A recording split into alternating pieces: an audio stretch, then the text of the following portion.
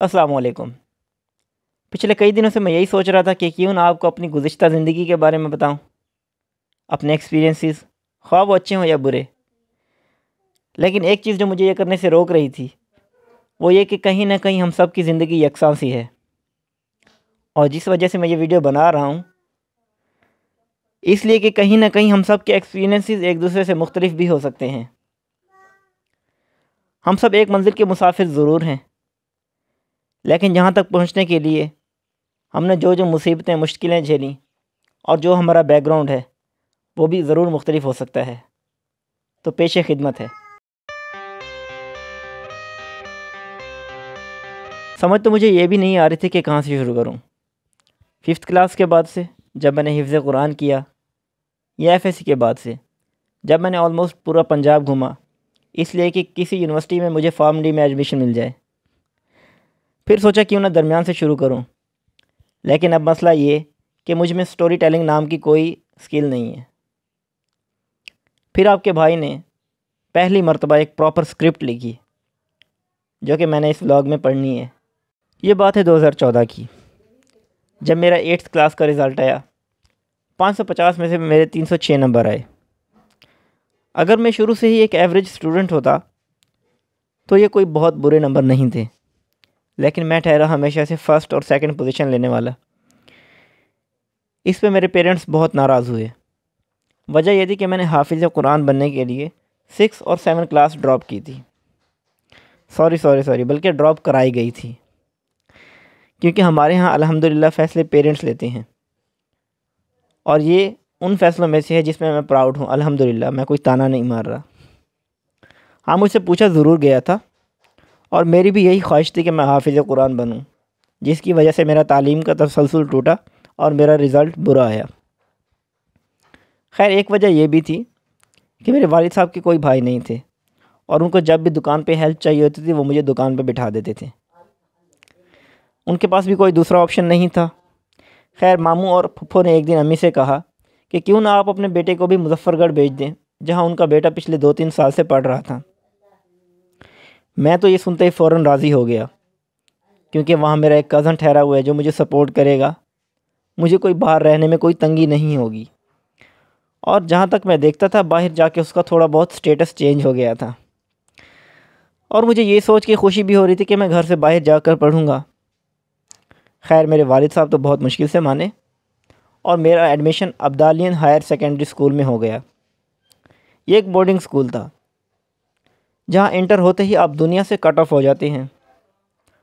आपसे आपका mobile entrance पे ही ले लिया जाता है। उसके बाद उस पर आपका नाम बमा आपके वालिद का नाम, उसकी पट्टी चढ़ाई जाती है, और उसके बाद उसको एक बोरे में डाल दिया जाता है, जिसे आप छुट्टियां मिलते वक्त ले जा सकते हैं।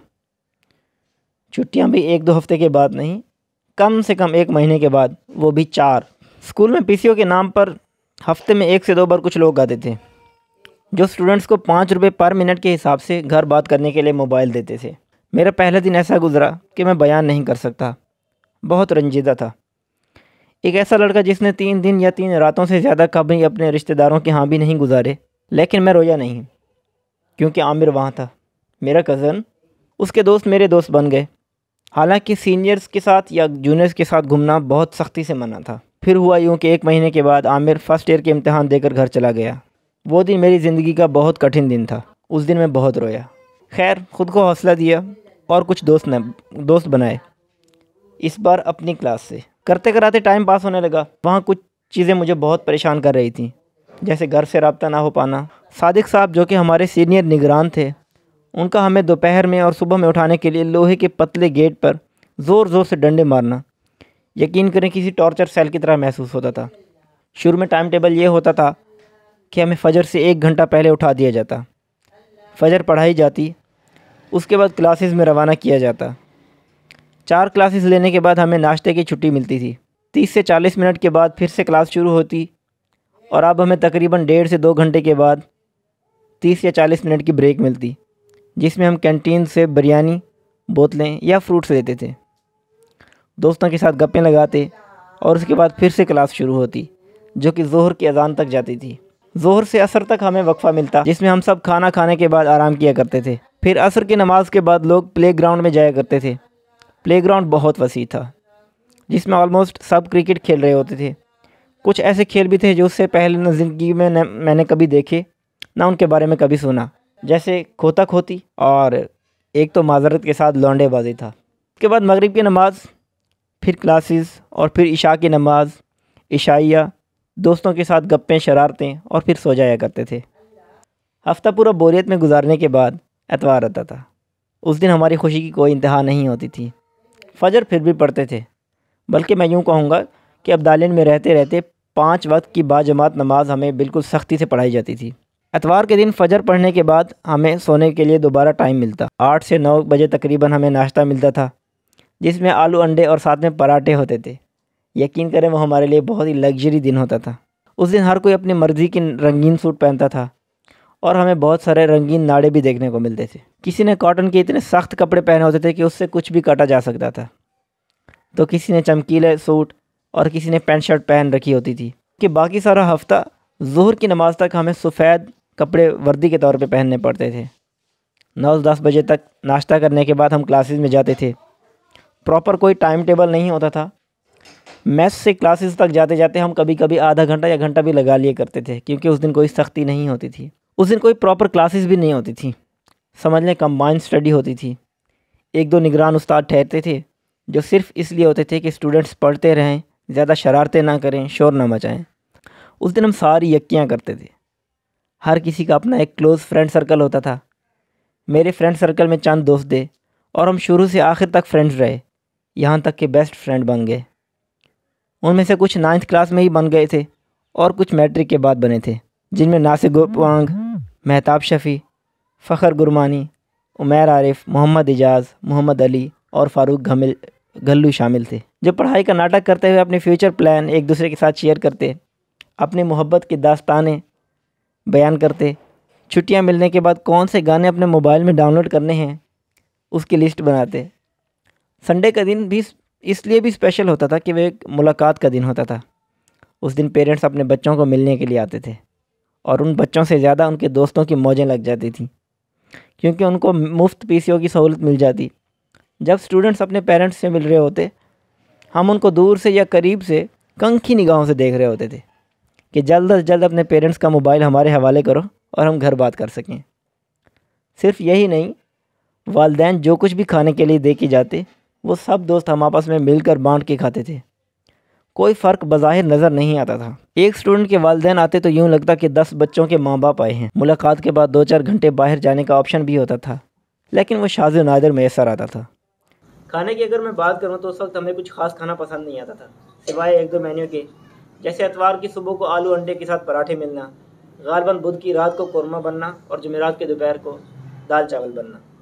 اس کے علاوہ کبھی کبھی چکن بھی بنتا تھا، لیکن ہمیں شکوہ رہتا تھا کہ کھانا ایسا ہے، کھانا ویسا ہے۔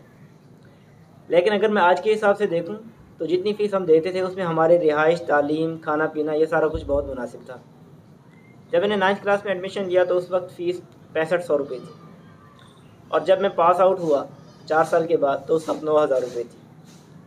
اگر آپ خود اندازہ لگائیں کہ 9000 میں بھی صبح سے لے کر تعلیم، رہائش جس میں ہر اسٹوڈنٹ کی الگ کبرڈ ہوتی تھی، اور پھر کھانا پینا، ایک عالیشان مسجد جس میں ہر صورت ہمیں 5 وقت باجماعت نماز پڑھائی جاتی تھی، اور ایک وسیع اور raise play ground. Don't you think all that was worth 9000 rupees?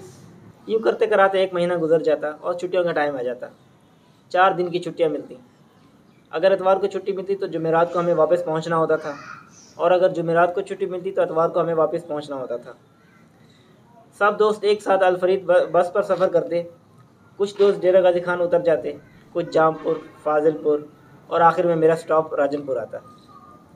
مقررہ وقت سے تھوڑا دیر سے پہنچنے پر اکثر ہمیں جرمانہ ادا کرنا پڑتا، کبھی 300، کبھی 500 اور کبھی 1000 روپے جرمانے کے بعد میں ادا کرنے پڑتے۔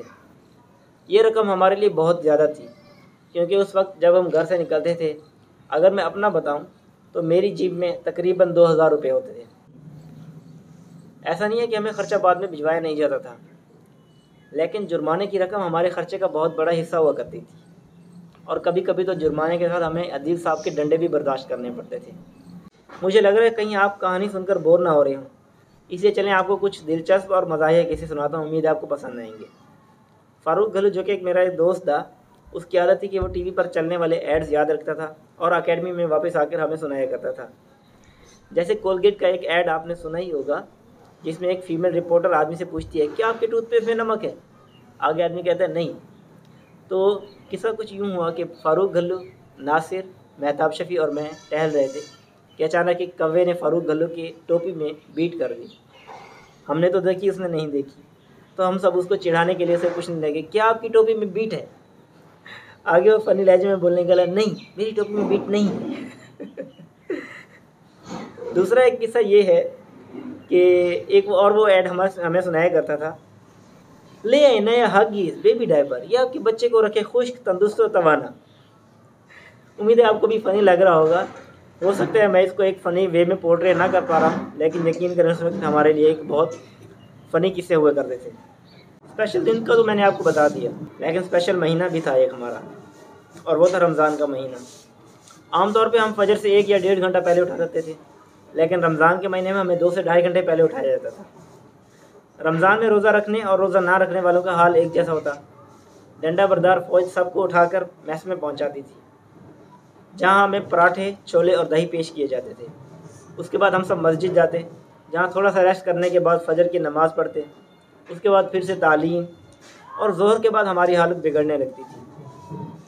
جن لوگوں نے روزہ نہیں رکھا ہوتا تو ان کے لیے صرف پانی ہوتا تھا، کیونکہ کینٹینز وغیرہ سب بند ہوتی تھیں، اور نہ ہی دوپہر کا میس اسکول کی طرف سے پرووائڈ کیا جاتا۔